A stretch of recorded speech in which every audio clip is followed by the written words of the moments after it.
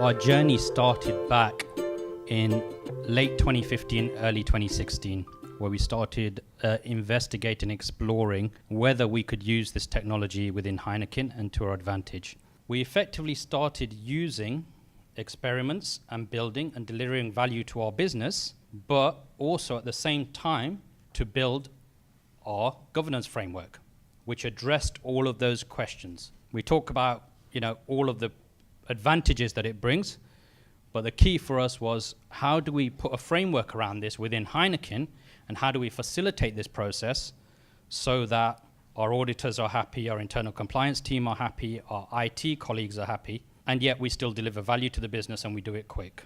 We're in a position where we have 150 plus bots live within our organization right now, running day to day. What we found was this was right more often, significantly more often than our people were. What about audit? What about control? What about governance? Is audit fine with the fact that an automated user has the same level of access as an end user, which actually within Heineken policy was clearly contravening. So we actually ended up having to adjust our own internal policies around security and user access in order to accommodate automated users. We basically started exploring chatbot technology. What we did was we developed a chatbot which would interact with any given user and actually guide them through the principles of ordering whatever it was that they wanted. Within Europe, we have 40 people whose full-time job it is simply to answer vendor emails. That's time that these people can be spent doing more productive things, because basically it's simple queries. Mostly it's when am I going to get paid? We have a funnel. We actually have an app that people can fill in.